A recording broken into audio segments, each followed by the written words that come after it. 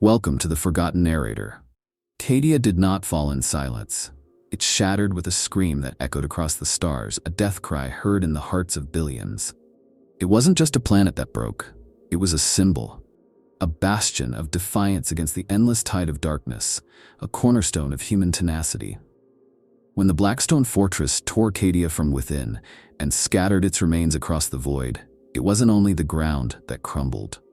It was the myth of permanence, of safety, of loyal sons and daughters always answering the call. Cadia stood, and then, in an instant, it didn't. The universe didn't pause to grieve. War moved on like a glacier of steel and fire, and so did the Imperium. But something profound lingered in the ruins, in the orbital detritus, and in the silent vox echoes of men and women who were never pulled out. This is their story, not of the thunderous final battle, but of what came after. Of those still breathing in the dust, forgotten not because they failed, but because the galaxy had no space left for their sorrow. They called themselves Cadians still, even when there was no Cadia. The name was all they had left, a word that once meant home, duty, tradition. Now it was an echo, a ghost tethered to their hearts by discipline, trauma, and loss. When the world cracked and flared and burned, when tectonic rage met warp-fueled ruin, some regiments survived. Not many, and none unscarred. These survivors didn't escape heroically on the wings of triumph.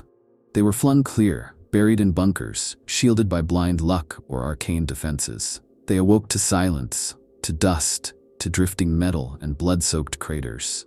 The war was over, but they had nowhere to return to. Imagine being bred for a singular purpose, drilled from birth with unwavering devotion, molded by generations of martial culture, only to find that purpose annihilated in a moment. Entire generations of Cadians had lived and died on the assumption that the world they defended would always exist. Even as it stood on the brink of oblivion, they believed in the myth of invincibility. To be Cadian was to be eternal, indomitable. When that illusion cracked, many didn't know how to function. Without orders, without a command structure, without even a map that included a homeworld, they simply stood in place, waiting for a voice that would never come. Some commanders tried to hold things together. Vox officers transmitted constantly into the void, broadcasting old codes, sending signals to rally points that had been pulverized. They repeated messages on loops, hoping for rescue, clinging to the bureaucracy of war like a lifeline. Days turned to weeks, and the realization set in: no one was coming. Those left behind weren't forgotten by accident. They were overlooked by design. The Indomitus Crusade had its own rhythm, its own machinery of momentum. Guilliman had a vision for the future, but these remnants didn't fit the puzzle. They weren't part of the logistics chain anymore. They were liabilities, loose ends in a galaxy sprinting toward new wars. For many soldiers, that revelation cut deeper than any traitor's blade. It was abandonment, not just of the body, but of the soul. Their oaths were to the Emperor, yes, but also to their people, their regiments, their culture. And now, stripped of all three, they found themselves naked before the void. Some turned to faith with a desperate intensity, praying for signs, interpreting every flicker of Auspex data as divine will. Others broke down entirely, falling into silence or madness. Discipline alone wasn't enough anymore.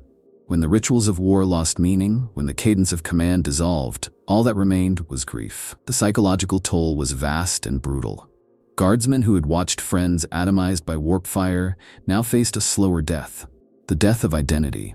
Their uniforms, their standard-issue weapons, their drill chants, all symbols of a lost nation. They were relics now, worn by ghosts. The very structure that had once given them purpose now mocked them with its futility. Orders to hold ground made no sense when the ground was vapor. Protocols for reinforcement rang hollow when reinforcement was a myth. And yet, many clung to these things obsessively, as if maintaining form could stave off collapse. There were moments of beauty amid the despair. Some platoons etched the names of their dead into the hulls of derelict ships. Others repainted their armor in the colors of ancestral lineages, creating mosaics of remembrance on the battlefield. These acts weren't sanctioned or strategic. They were human, aching attempts to preserve meaning. Some units composed new hymns, fusing Cadian martial chants with fragments of high Gothic psalms, singing them into the void. In these expressions, there was something sacred, something beyond the Imperium's cold machinery. It was raw, vulnerable, and painfully alive. Yet even those fragile sparks couldn't burn forever. Supplies dwindled, Vox arrays failed, infections spread, and the rot set in, not just in flesh but in morale. Some groups disbanded entirely, their members scattering into void ships, rogue colonies, even Black Templar crusade fleets, where their history might be forgotten in the comfort of zealotry. Others maintained cohesion, reforming around charismatic leaders or stubbornly preserving ancient chains of command. But the damage was done. They were no longer the Cadian shock troopers of legend. They were something else now. Orphans in armor, warriors without war, survivors who bore a greater wound than death. The Imperium didn't speak of them. There were no medallions struck for the left behind, no parades, no posthumous honors. They were statistical ghosts in battle reports, anomalies in astropathic archives. Their absence wasn't just physical, it was philosophical. To acknowledge them would be to admit fallibility, to admit that in its greatest moment of need, the Imperium could leave its best and brightest in the rubble. So it didn't. It simply moved forward, but they remain. In the stories whispered by voidsmen and lawn patrols, in the hushed prayers of new recruits who inherit their lasguns, in the haunted eyes of veterans who know what it means to be truly abandoned.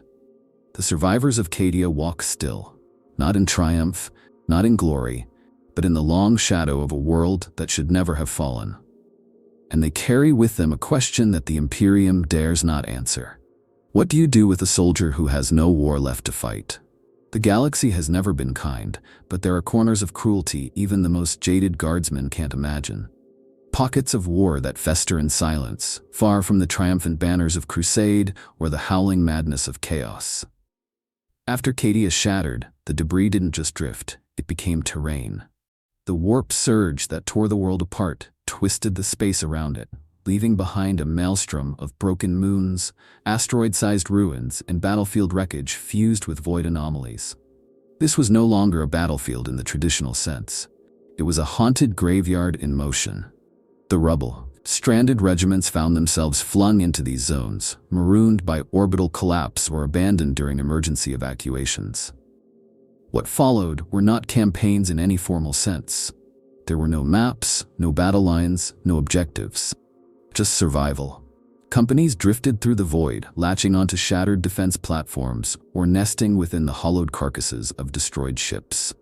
Each fragment of terrain became a fortress and a tomb. Life support was jury-rigged from plasma cores. Food was scavenged from ration pods and hydroponic remnants. Air was recycled through failing filters. Every day was a countdown to decay. Combat in the rubble defied all known doctrine.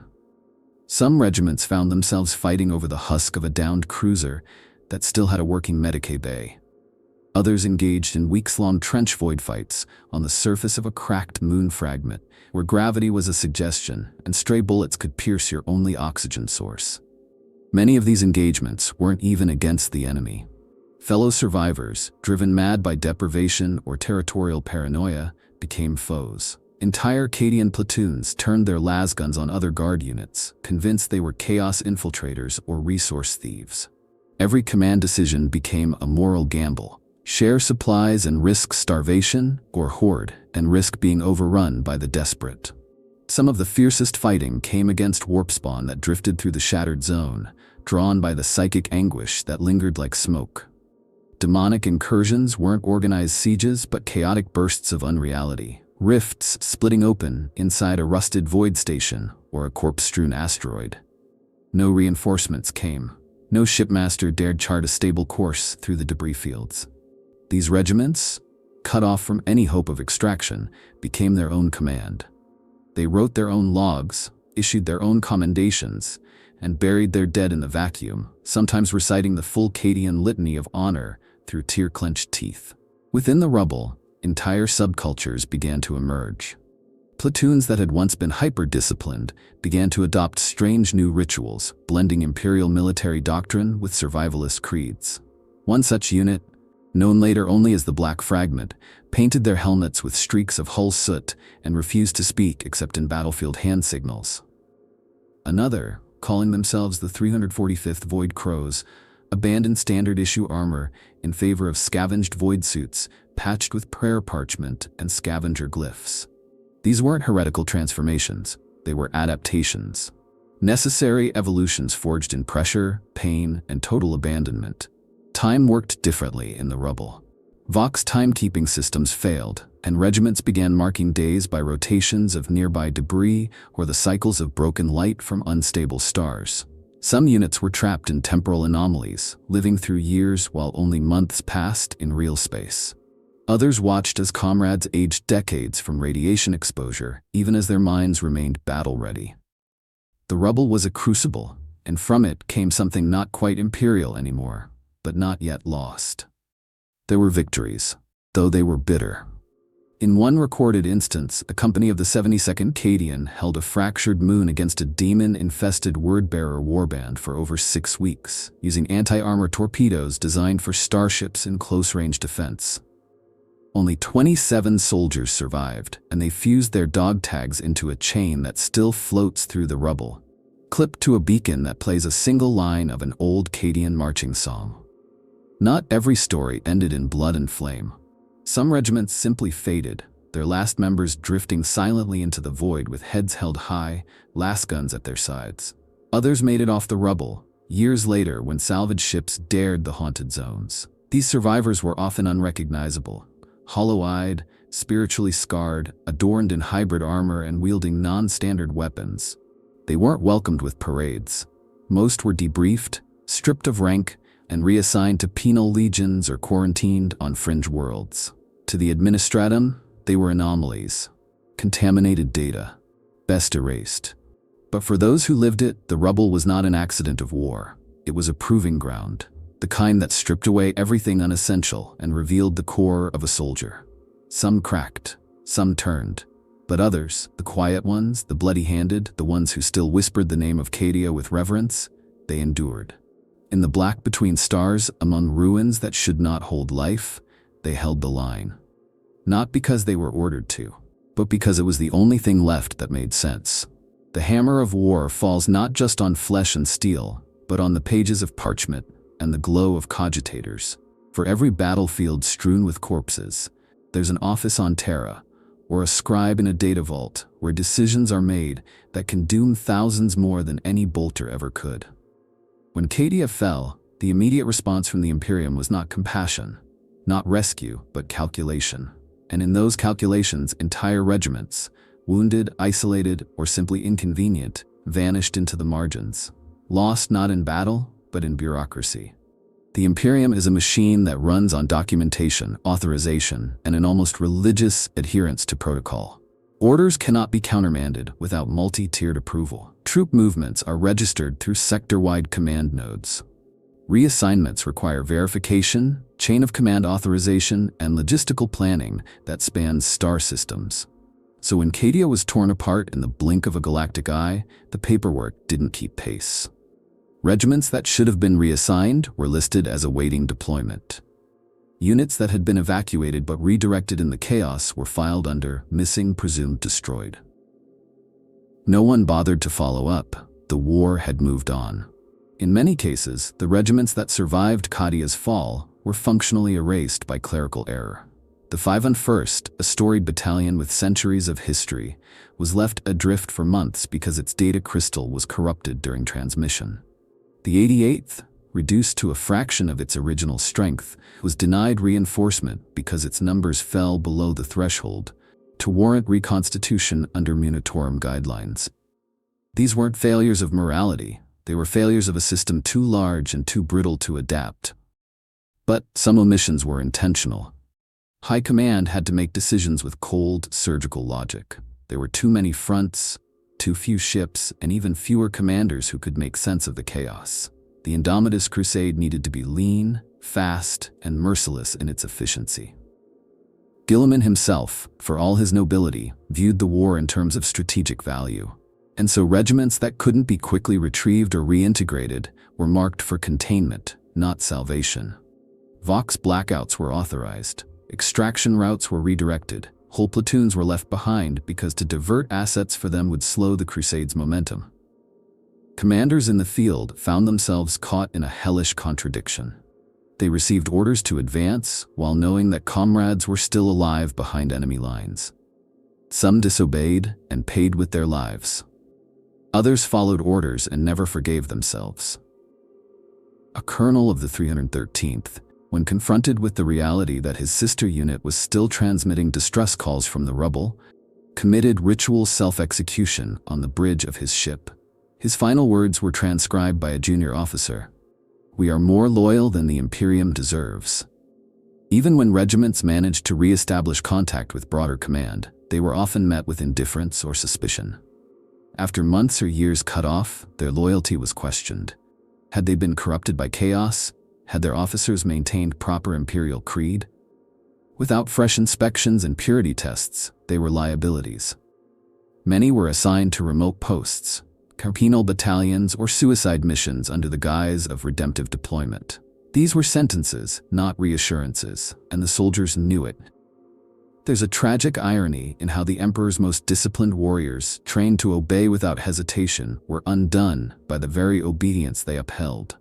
Had they deserted their posts or fled the battlefield, some might have survived. But they waited, they held position. They broadcasted daily status reports and continued patrols according to ancient manuals. And for that loyalty, they were ignored. It wasn't that they were considered traitors, they were just forgotten. Cogs that no longer fit into the grand engine of war. Some regiments tried to force acknowledgement. They hijacked long-range Vox arrays, splicing into ecclesiarchal transmissions to broadcast their status. Others attempted to physically board Imperial ships, only to be repelled as stowaways or insurrectionists. In one heartbreaking episode, a battalion of veterans from the 29th Cadian staged a mock parade outside a Munitorum depot, hoping the ceremonial display would earn them recognition. The Adeptus Arbites broke it up with shock mauls and flame. The few who resisted were executed for insubordination. The records of these failures exist, buried in inaccessible databanks or intentionally sealed. To acknowledge them is to admit that the Imperium not only bleeds its soldiers dry, it discards them when they are inconvenient. But within the ranks of the Astra Militarum, the stories are whispered. Veterans pass them down to fresh recruits, not as warnings, but as grim truths. You can serve with honor, you can fight with valor, and still you might be erased by a signature on the wrong form. Yet within that despair is a strange form of pride. The regiments that were lost to paperwork, that died unseen in the margins, hold a unique place in the heart of the Guard. They are martyrs not just to war, but to the cruelty of indifference. Their banners may never fly again, but their memory survives in the defiant way some guardsmen stare down their commissars, or the way officers take extra care to personally record the names of their fallen. Because if nothing else, the lesson is burned into the bones of those who know. In the Imperium, survival is not enough. You must also fight to be remembered. It wasn't just the warp storms or the Xenos threats or the spreading rot of chaos that left regiments behind. It was the speed, the momentum, the unstoppable tide of the Indomitus Crusade. Guilliman's grand strategy was a lightning strike across the galaxy, a hammer blow meant to reassert Imperial dominance before the darkness closed in for good. But lightning does not stop for stragglers. It does not look back. In the shadow of that glorious advance, countless regiments were discarded like spent shell casings, not because they failed, but because they were too slow, too broken, too inconvenient. As the crusade blazed its path, it drew from the newly raised regiments of fresh worlds and the seasoned veterans of pre-positioned battle groups. The logistics were immense. Every crusade force required void ships, mechanicus support, ecclesiarchy presence, and psyker supervision. There was no room for improvisation. And so, when battered remnants of the Cadian regiments attempted to join the push, they were often turned away. Not out of malice, out of necessity. The crusade wasn't designed for them. They were anomalies in a machine that couldn't tolerate deviation. These left-behind regiments watched the crusade fleets leave orbit, their holds full, their orders clear. Some were promised extraction that never came. Others were simply ignored. When they signaled for rendezvous, they were told to hold position until further contact. That contact never arrived. For many, the moment of abandonment wasn't marked by a dramatic betrayal, but a quiet realization. The fleet had left. The sky was empty. They had been deemed non-essential. What's worse, in many cases, these regiments weren't even defeated. They had survived impossible odds, outlasted demonic incursions, held defensive lines against heretic Astartes, only to find that their reward was silence. They had fought not for medals or recognition, but for survival. And even that wasn't enough to earn them a place in the next phase of the war. Some officers attempted to requisition passage independently, only to be rebuffed by fleet masters with no authorization to divert for non-critical assets. The pain of this betrayal ran deep. These were not green troops or backwater militias. They were the sons and daughters of Cadia, forged in fire, hardened in the crucible of the planet's destruction. They had seen what the galaxy could become in the absence of unity, and they believed, foolishly perhaps, that the Imperium would not abandon those who had already given everything. When the Crusade left them behind, it didn't just wound their bodies. It hollowed out their belief in the very thing they had sworn to defend. Some regiments, unwilling to fade into obscurity, chose Defiance. They set their own courses, using whatever ships they could commandeer or patch together from wreckage. These journeys were rarely successful. Most ended in death, madness, or worse. The warp does not favor the desperate, but a few made it, slipping through the cracks, reappearing years later on distant battlefields. Their uniforms faded and mismatched, their doctrine improvised, but their discipline intact. When asked their designation, they replied not with numbers, but with names. We are the Broken Line, the Lost Steel, ghosts of the 145th.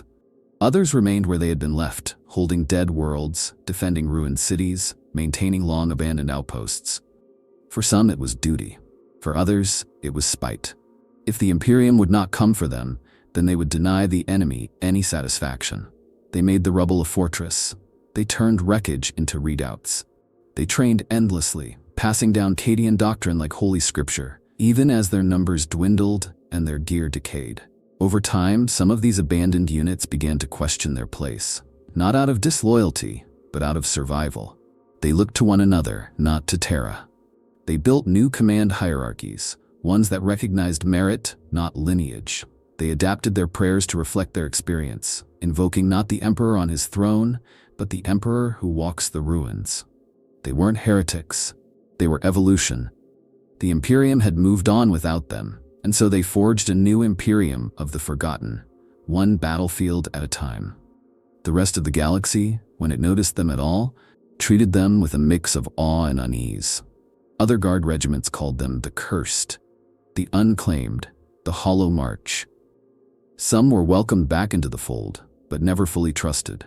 Others were kept at the edge of command structures, their loyalty quietly questioned by inquisitors and commissars who had never set foot in the Rubble.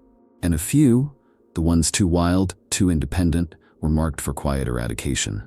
Better to erase a troubling precedent than acknowledge a failure of policy. But among those who wore the Aquila, a different kind of reverence grew. Stories spread of regiments who held when no one else could, of warriors who marched without orders, of banners that flew above ruined worlds, long after the Imperium had written them off. These tales became legend, not because they were glamorous, but because they were true. In a galaxy of lies, the truth has power. The war moved on, new threats emerged, new heroes were born. But for those who were left behind after Cadia, time froze. They became more than soldiers. They became symbols, not of victory, but of persistence. Of what it means to be a guardsman when the Emperor does not answer, when the orders do not come, when the galaxy moves forward without you. And still, you fight. Not for glory, not for empire, but because it's all you have left. When command collapses, when orders cease to arrive, and when every Vox channel becomes a static dirge, someone has to take the mantle. Not out of ambition, there was no glory to be had in the void-churned aftermath of Cadia, but because someone had to keep the fire burning. Across the broken remnants of regiments scattered in the rubble, leadership did not die. It adapted.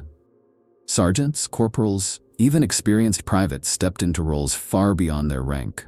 These were not sanctioned promotions. They were acts of necessity, forged in the heat of desperation and duty. The officer corps had been decimated during the fall.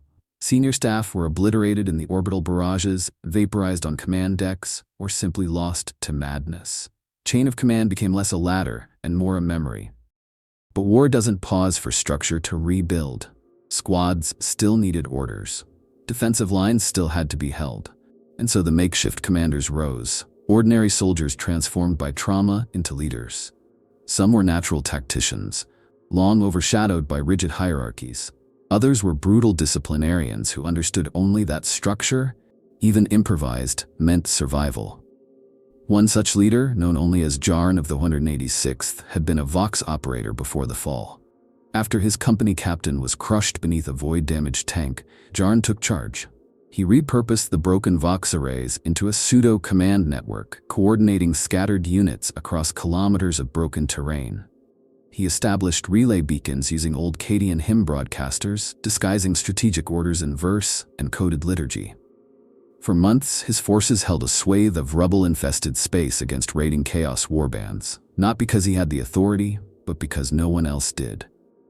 These impromptu leaders often carried their scars visibly.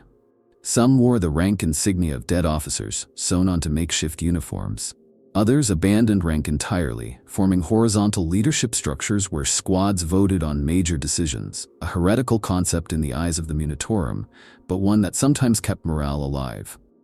These weren't rebellions, they were evolutions, born of necessity. In the absence of command, they created new forms of it, and in doing so, they preserved more lives than any central directive could have. There were failures, of course. Not every soldier is meant to lead. Some power grabs ended in blood. Units fractured, loyalties splintered. In one infamous case, 2 platoons of the 74th Cadian turned on each other after a sergeant declared himself colonel designate of all Rubble-based operations. The resulting skirmish killed more guardsmen than the Chaos Raiders they were supposed to be defending against. The lesson was brutal, but clear. Leadership needed to be earned, not claimed. Over time, a strange meritocracy emerged. Experience spoke louder than rank. A trooper who could rig a shield generator from a Prometheum coil and a last pack was worth more than a commissar with no supplies. Tactical genius was rewarded with deference. Those who kept their squads alive became the new legends, not sanctioned by Terra, but etched into the battlefield itself. These leaders often maintained a balance between old creed and new necessity. They still invoked the Emperor, still followed key tenets of the Primer, but they also adapted. They taught survival alongside marksmanship. They allowed squads to operate autonomously, trusting that shared purpose would hold them together better than dogma. Some of these leaders formed new units entirely, amalgamating fragments of different regiments into cohesive fighting forces. These unofficial regiments bore names of their own choosing, not numbers assigned by the Munitorum, but titles earned in the dirt. The Black Talons, forged from the remnants of 4 destroyed companies, became known for their coordinated ambush tactics and scavenger ingenuity. The Ash Scars specialized in demolitions, often using enemy munitions against them with terrifying efficiency. None of these groups existed in official records. They were myths in motion, operating on the edge of the Imperium's awareness. And yet, despite their lack of sanction, some began to attract notice.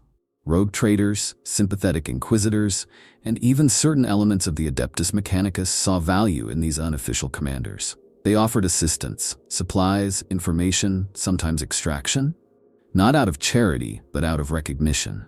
These leaders had proven they could hold the line when the Imperium could not. That made them dangerous, yes, but also indispensable. Still, the greatest threat to these makeshift commanders was not the enemy. It was reintegration. On the rare occasion that these forces reconnected with broader Imperial command, their new structures were deemed heretical. Their leaders were arrested, interrogated, or executed. Entire units were broken apart, reassigned, or disbanded. The Imperium could not tolerate innovation that wasn't centrally approved. It would rather erase competence than admit to failure. But their stories survived, whispered in dark barracks, recounted by voidsmen on long halls, honored in unmarked rituals by those who remember. Because even in the most rigid, unyielding machine in the galaxy, the human soul finds ways to lead. And in the silence after Cadia, when the stars seemed colder than ever before, it was those makeshift commanders, scarred, improvised, burning with stolen resolve, who kept the torch lit. Among the twisted remnants of shattered planets and broken fleets, where void-chilled air hung still and debris drifted like mournful ghosts, alliances formed not out of strategy, but out of need. In the wake of Cadia's fall, the Imperium's fractured regiments found themselves cut off from supply lines, reinforcements, and even basic communication. Survival demanded flexibility, and in that brutal vacuum of command and certainty, the unthinkable happened. Soldiers of the Emperor forged pacts with the unlikely, the distrusted, and sometimes the damned. These weren't betrayals. They were concessions to the cold, raw math of desperation. A munitions cache discovered by a detachment of stranded guardsmen was rendered useless, the locks encoded in ancient Mechanicus dialect. A battered tech priest, crawling from the wreckage of a downed explorer vessel, offered his services in exchange for protection. The alliance began not with words, but with nods and silence. The priest unlocked the cache. The soldiers shared their food. Together, they fortified the ruins of a void hulk against the coming storm. Such unions were not rare in the aftermath. Small pockets of the Adeptus Mechanicus, marooned during the evacuation, became essential allies. They brought knowledge of survival systems, power conduits, and medical autosurgeons. In turn, they needed defense. Lacking combat servitors or Skitarii backup, they relied on flesh and lasguns. The resulting coalitions were uneasy. Devotion to the Omnissiah rarely tolerated the wet heat of humanity, but effective. Ritual met necessity. Prayers to the machine god were murmured beside whispered remembrances of Cadian saints. Even stranger were the pacts with rogue psychers. Sanctioned or not, those with the gift of foresight became living compasses in warp-stirred void fields. Their minds, often fractured by trauma or exposure, whispered warnings that saved lives. Some regiments protected them, feeding them scraps, listening to their half-mad ramblings like scripture. Others feared them, but dared not cast them out, knowing that to walk blind in such hellscapes was to die screaming. But the most controversial, the most deeply buried truths were the alliances forged with traitors. Not all traitors bore the marks of chaos. Some were deserters, oathbreakers, or remnants of broken chapters whose loyalty bent but didn't shatter. A notorious case involves remnants of a fallen Astartes successor chapter, long branded renegade for defying inquisitorial censure. When a regiment of the 92nd Cadian found itself surrounded by warp spawn in the hollow ring of a shattered moon, it was these space marines, worn, silent, and clad in unmarked armor, who intervened. The soldiers never spoke of it openly. They feared judgment more than death. But among themselves, they honored those giants as the Grey Shield. There were others, penal legionnaires released from their explosive collars in exchange for their aid. Xenos mercenaries, hated and despised, allowed to fight in parallel lines, their motives opaque but their firepower undeniable. One regiment, the so-called Flint Ghosts, made camp alongside a cell of exiled Eldar outcasts, forming a non-verbal pact in the deep void. The Eldar repaired their failing life support. The Ghosts shared rations. When the warp storm passed, both groups departed silently, never acknowledging the truth of what had occurred. These alliances were fragile, born of necessity, and bound by unspoken rules. Betrayal always loomed, and trust was never complete. But for many regiments, they offered the only chance at continued existence. In the post-Cadian wastelands, dogma cracked under the pressure of reality. The creed said only the Emperor was to be trusted. But the Emperor was far away, and the void was very near. In that chasm, pragmatism filled the void once occupied by doctrine. Of course, when these regiments were eventually found, if they were found, such alliances became cause for censure, even execution. Commissars who had turned a blind eye during the desperation were replaced. Soldiers were interrogated. Records were scrubbed. In the Imperium's history books, these stories don't exist. There were no pacts with tech priests outside command authority, no dealings with rogue psychers, no moments of uneasy alliance with Xenos or unorthodox allies. The record must remain pure. But among the veterans, the truth lives. It's shared in firelit bunkers and whispered during long deployments. Remember the red-eyed tech priest who built us an oxygen scrambler from 2 skull servitors? What about that feral psyker who warned us not to walk on the black sand and we found mines buried underneath? These aren't tall tales. They're sacred memories, preserved not for glory, but for the truth they carry. That in the Imperium's darkest moments, it wasn't purity that saved them. It was solidarity. Fragile, flawed, and sometimes forbidden, but real. These soldiers did not forget their oaths. They did not turn from the Emperor. They simply adapted, surviving in a galaxy that offered no mercy. Their alliances were born not out of weakness, but out of strength. The strength to see the difference between dogma and death, between isolation and endurance. They didn't rewrite the rules. They simply lived long enough to show that sometimes, in the ashes of fallen worlds, unity must come before purity. Faith was never a luxury on Cadia. It was survival, a creed beaten into the marrow, a constant drumbeat against the howling madness beyond the stars. To be Cadian was to believe not with comfort, but with clenched teeth and bloodied knuckles. The creed, the Emperor, the unity of mankind. These weren't abstract ideals. They were armor. But when Cadia broke, that armor cracked. And for those left behind, faith itself became a battlefield. In the immediate aftermath, many clung to the creed with renewed desperation. Amid the silence of destroyed vox links and the flickering of failing lumen strips, soldiers gathered to recite the litanies of protection. Chaplains and medicae alike became priests, leading survivors in hymns to drown out the death screams echoing through hulls and rubble. Every act, loading a last gun cell, sterilizing a wound, even sharing rations, was turned into ritual. In the absence of orders, devotion became structure. Faith was no longer just belief. It was the only framework left to hold sanity together. But even the strongest steel bends under enough pressure. As weeks turned into months, cracks began to form in the spiritual unity of these isolated regiments. The Emperor had not saved them. The ecclesiarchy had no answers. Entire chaplaincies had perished in the fall, leaving only the faithful without shepherds. In the vacuum, variations emerged. Some squads developed their own micro-creeds, still rooted in the Emperor's light, but flavored by local experience. One group began to revere the concept of sacrifice above all, constructing bone shrines to fallen comrades and holding blood fasts in their memory. Another declared that the Emperor's silence was a test, and that only absolute obedience, even in the absence of reason, would bring salvation. And then there were the heresies. Subtle at first, born not of malice, but of confusion. Soldiers who began to reinterpret their dreams as visions. Units that adopted ancient Cadian war chants as scripture, elevating lost commanders to saint-like status. A medic who began marking survivors with a brand made from melted dog tags, claiming it warded off warp spirits. These deviations weren't challenged, not because no one cared, but because everyone was desperate for something to believe in. Some fell further. The longer a regiment remained in isolation, the more its faith warped. There are stories, spoken only in hushed tones, of units that turned entirely inward, rejecting the wider Imperium as apostate for abandoning them.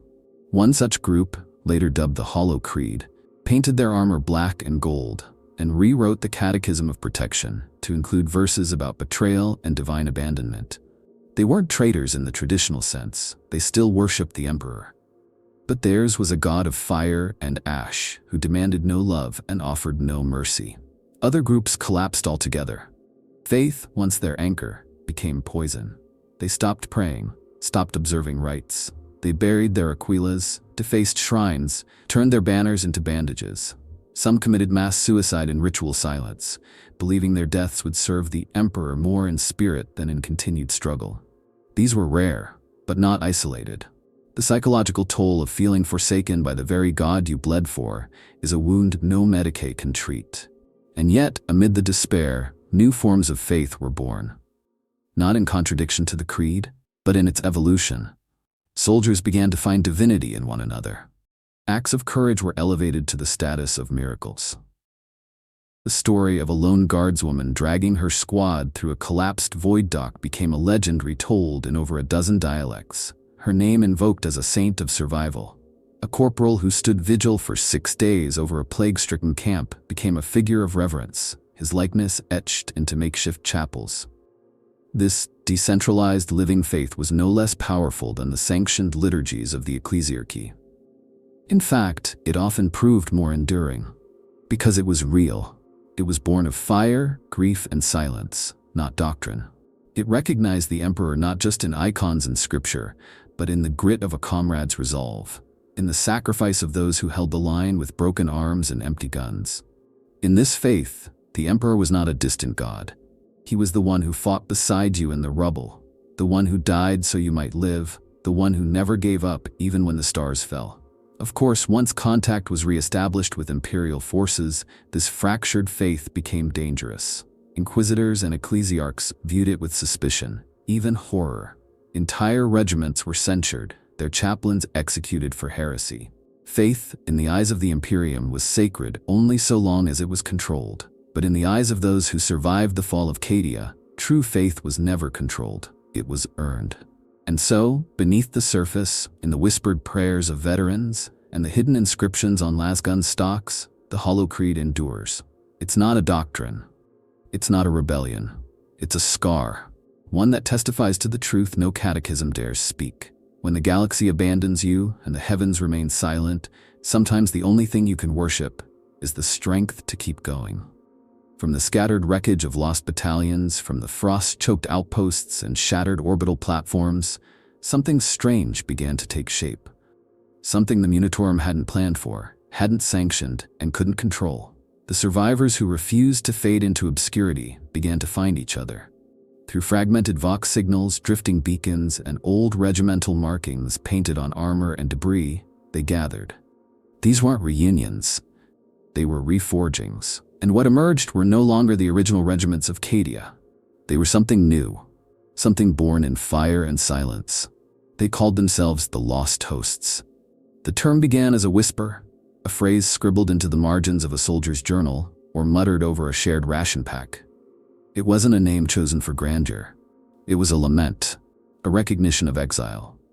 But like all things in the Guard, it gained power through repetition. The Lost Hosts weren't a single force. They were a constellation of fragmentary armies, each composed of survivors from dozens of shattered units. No two were the same. Some were formed around the charisma of a single commander. Others emerged organically, groups of soldiers bonding over shared trauma, ritual, and survival. What united them wasn't just loss, it was the refusal to be erased. The Imperium had moved on. Official rosters listed them as destroyed in action or presumed fallen. But they were still alive, still armed, still dangerous, and with no central command to bind them, they became fiercely independent. Some chose to continue the war, launching their own offensives against Chaos strongholds, striking with brutal precision and disappearing before loyalist forces could identify them. Others became roaming defenders, patrolling dead systems and warp-ravaged sectors to protect civilian populations abandoned by the main crusade. In some rare instances, they offered their services as mercenaries to rogue traders or loyalist forge worlds, not for pay, but for access to repairs and supplies. Their iconography evolved. The Aquila was often retained, but defaced or adapted. Some painted a broken wing. Others placed the Cadia Gate emblem over a field of black. Their armor was patchwork, fragments of different regiments, void suits, flak plates, even pieces of enemy war gear refashioned into use. This visual dissonance made them hard to identify on the battlefield. To the enemy, they were ghosts. To the Imperium, they were liabilities. But the Lost Hosts were not rebels. They never turned against the Emperor. They fought for him still, but on their own terms. Their devotion was practical, stripped of ecclesiarchal ritual. The Emperor, in their eyes, was not the corpse god of Terra, but the eternal warrior who suffered as they did. Their shrines depicted him not in regalia, but in armor, wounded and standing. They prayed not for salvation, but for strength. Some hosts grew large enough to become full-scale armies. The Ash March, composed of the remains of over 9 Cadian battalions and various auxiliary elements, established a mobile fortress fleet and operated independently for over a decade, striking chaos convoys along the southern fringe of Segmentum Obscurus. The Iron Shroud held 3 dead worlds for nearly 20 years, maintaining a chain of void stations and fortresses with no official supply. When the Imperium eventually reclaimed the region, they found every structure reinforced, every relic preserved, and every soldier dead or disappeared. Not a single one remained to accept commendation. Not all Lost Hosts were so noble. The broken regalia, forged from the 413th and elements of the 22nd Armored, turned inward. Obsessed with vengeance, they began targeting Imperial outposts they believed had failed them. Their tactics mirrored those of traitor forces: coordinated orbital strikes, rapid infantry incursions, psychological warfare. By the time a crusade force was assembled to stop them, they had vanished into warp-touched territory, leaving only wreckage and unsettling murals depicting the fall of Cadia in obsessive detail. The line between loyalist and heretic became blurred in these hosts. Many still fought chaos, but their methods were unorthodox. They used daemon-bound weapons salvaged from the field, deployed psychers without sanction, and invoked rituals that would make a commissar's blood run cold. Yet they remained, in spirit, imperial. Their sins were born of desperation, not corruption. And for every inquisitor who hunted them, there were others who quietly observed, wondering if perhaps the lost hosts were a glimpse of what the Astra Militarum might one day become. Unbound by bureaucracy, driven by memory, and unwilling to kneel. What truly defined the lost hosts was memory. They carried it like a banner. Every battle, every death, every betrayal was etched into their identity. They spoke the names of their fallen before engagements. They carried relics, dog tags, torn banners, even fragments of the soil from Cadia itself, as talismans. Their tactics were brutal, efficient, and deeply personal. They didn't fight for sector objectives or long-term strategy. They fought to make the galaxy remember. And it did. Whispers spread across the stars of these phantom regiments. Some called them the Emperor's ghosts, others the Fallen March. There were stories of lost host units saving entire hive cities, then vanishing before thanks could be given. Of ships marked for destruction suddenly finding reinforcements in the form of scarred, silent soldiers with no insignia, only a broken wing painted across their chest.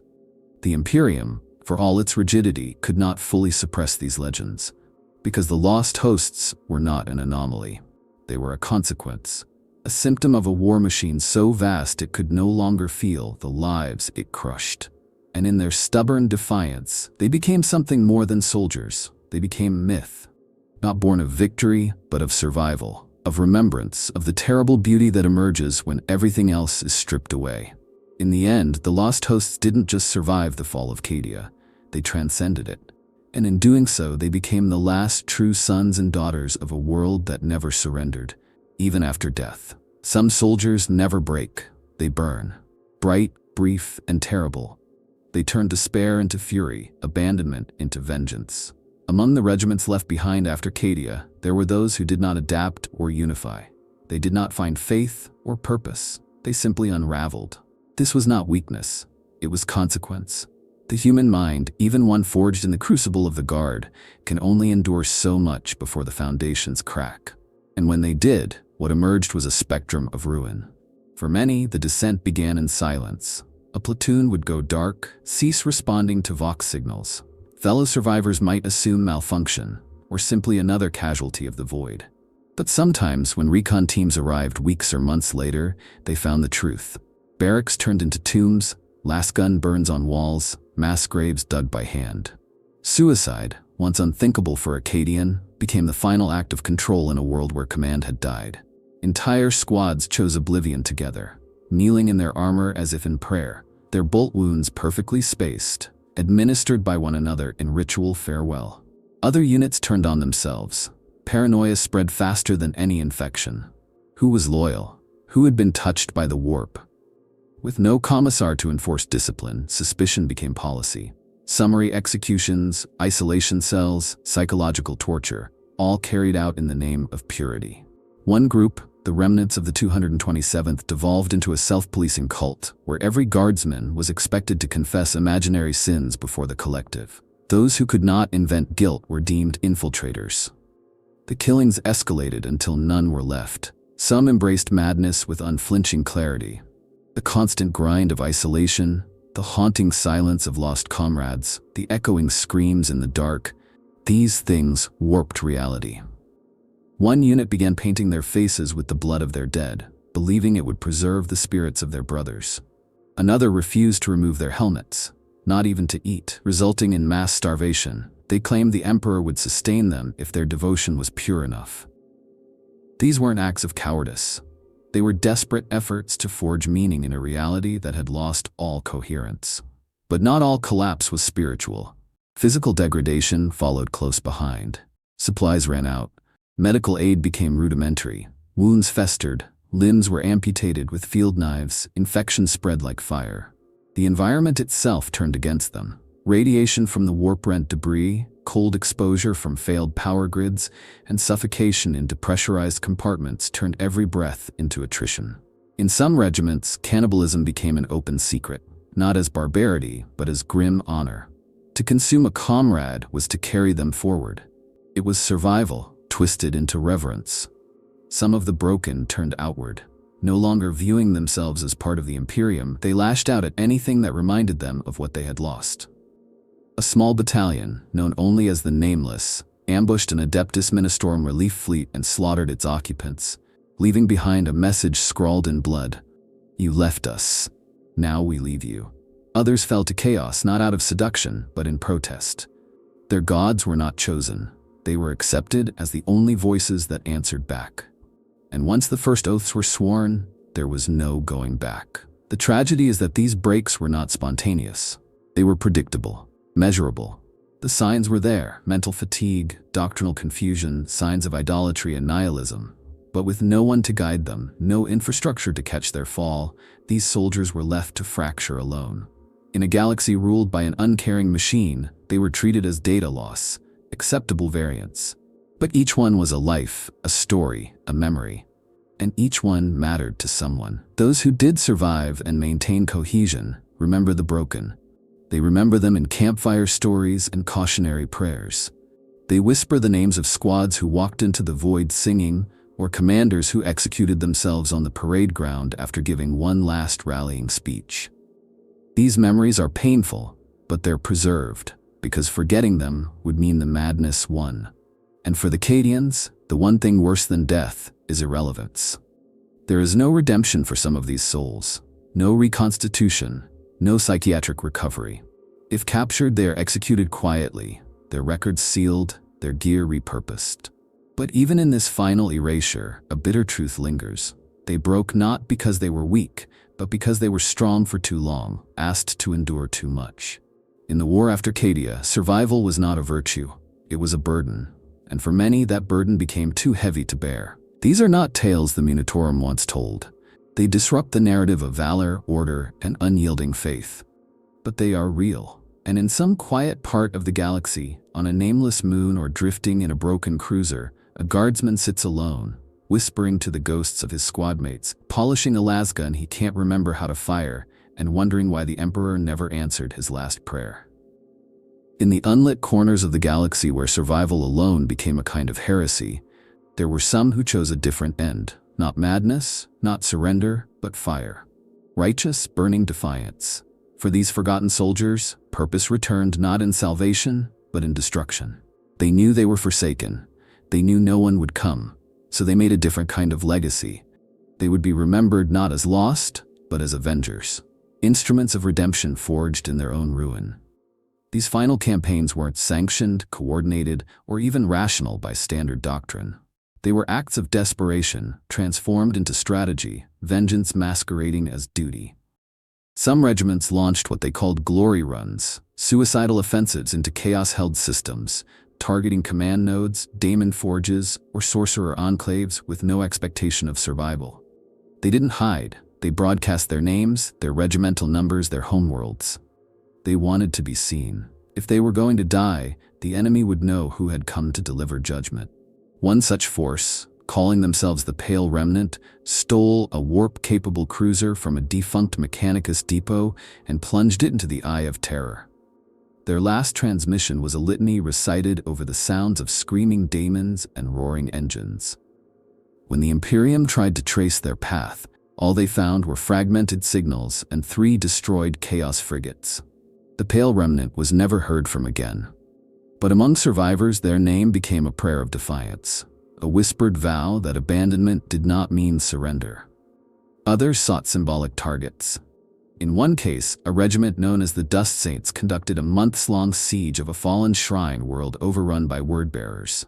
They had no artillery, no orbital support, and fewer than 400 soldiers. But they had faith, twisted perhaps but sharp as any bayonet. They fortified the ruins with munitions from a centuries-old catacomb, sniped Chaos clergy during their rituals, and sent missives to every loyalist outpost in the region. We bleed for the forgotten. You should, too. When reinforcements finally arrived, the shrine was rubble. The saints were dead, and a single banner remained, stitched with bones. Cadia stands. Some soldiers didn't wait for opportunities. They made them. Improvised warp rigs were strapped to failing dropships. Bomb-laden transport vehicles became mobile martyrdoms. They repurposed enemy weapons, crafted makeshift tanks, wired ancient reactors to blow. These were not tactically sound choices. They were symbolic acts of power, statements written in fire. The Imperium would not acknowledge them, but the Void would remember. There were moments of beauty in this horror. A company of the 89th Cadian, known internally as the Last Wall, spent their final days defending a civilian convoy fleeing a Daemon incursion. They had no obligation to do so. They weren't even supposed to be there. Their last orders had been decades old. But they formed a living shield, dying to the last in the vacuum of space. When the convoy reached safety, the survivors named a station after them. The Administratum later renamed it for efficiency, but within the station's walls, the original name, Last Wall Bastion, remains carved in a hidden shrine. Even within the greater Imperium, rumors of these actions spread. Not through official channels, but in the stories told in mess halls, the graffiti scratched into barrack walls, the hushed toasts raised before missions. These weren't just tales of loss. They were examples. Proof that even in abandonment, the Guard could choose how they died. Not with a whimper, but with purpose, with flame. Some of these acts were recorded. A few even made it into ecclesiarchal archives, sanitized and stripped of context, their heretical improvisations erased. But the real stories, the unfiltered ones, live on in the memories of the survivors. They speak of the Red Oath, a regiment that detonated an entire warp gate with themselves still inside.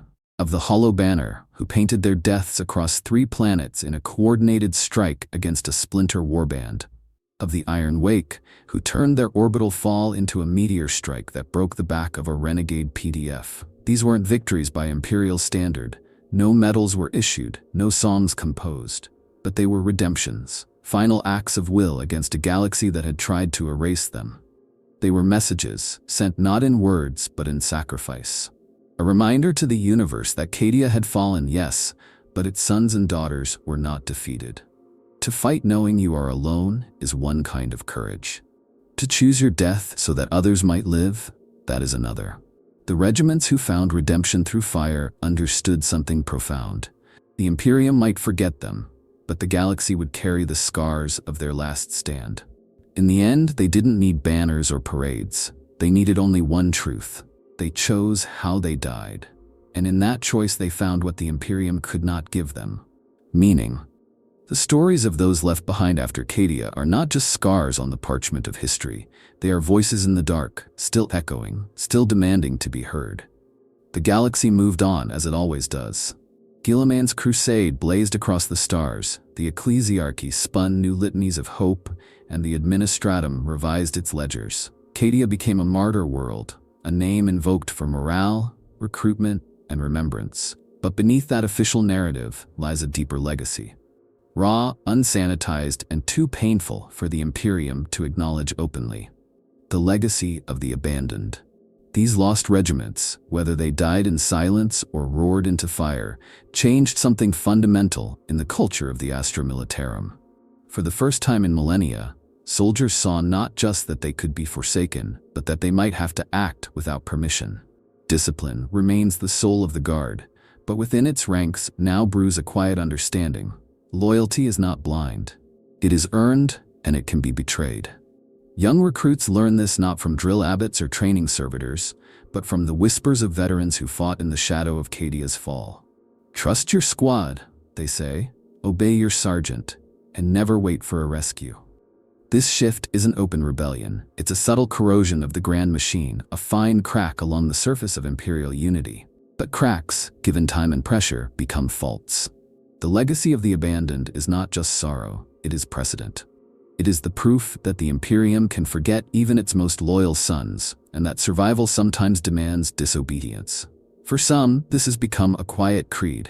Officers and enlisted alike carry tokens, broken tags, fragments of regimental colors, even soil from Cadia's shattered crust, not as symbols of pride, but as warnings. Reminders of what happens when loyalty is met with silence. There are memorials now, unofficial and scattered. On certain worlds, shrines bear no name, only the phrase, "they stood." Pilgrims leave offerings, burnt dog tags, empty lasgun cells, ration bars. The Munitorum does not recognize these sites, but they persist, maintained by local garrisons who remember.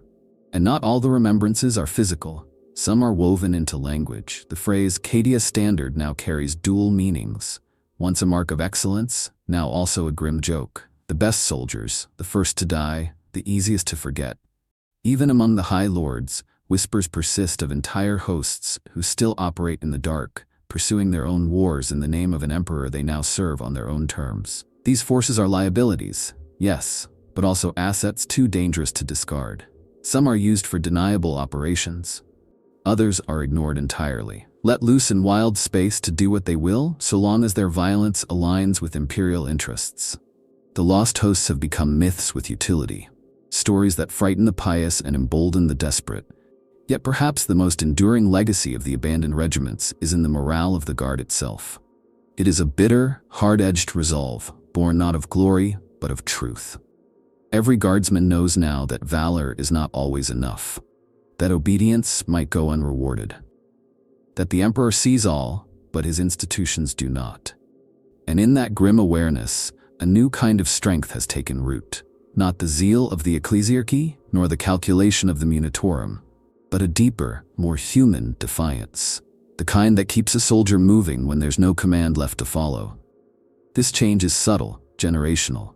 It doesn't manifest in rebellion or schism. It lives in the way squads close ranks around their wounded, in how junior officers take initiative, without waiting for orders that may never come. In the quiet, unsanctioned rituals performed before battle, invoking the names of the lost. The Imperium sees these as morale flukes. But they are more. They are seeds of independence, of memory, of accountability. Because the legacy of the abandoned is not simply that they were forgotten. It is that they remembered each other. That even in the void, they preserved their names, their honor, and their purpose. They built shrines from rubble, armies from ruins, faith from ashes. They showed that even when the machine leaves you behind, the fire inside does not have to die. So let the Imperium celebrate its victories. Let the banners fly in the parades march. But in the quiet places, in the war-racked outposts and the forgotten sectors, the real torchbearers still stand. They carry no medals, no official citations. Only scars, memories, and the weight of a world that should never have fallen. And for those who've listened, for those who've borne witness through these stories, know this: to speak of them is to honor them. To remember is to resist their erasure. So keep telling these tales, pass them on, and if you ever find yourself in the silence between orders, with nothing but your lasgun and your will, think of them. Cadia stands. And if this moved you, if these forgotten voices deserve to be heard louder and further, subscribe to this channel. Let's make sure their legacy is never silenced again.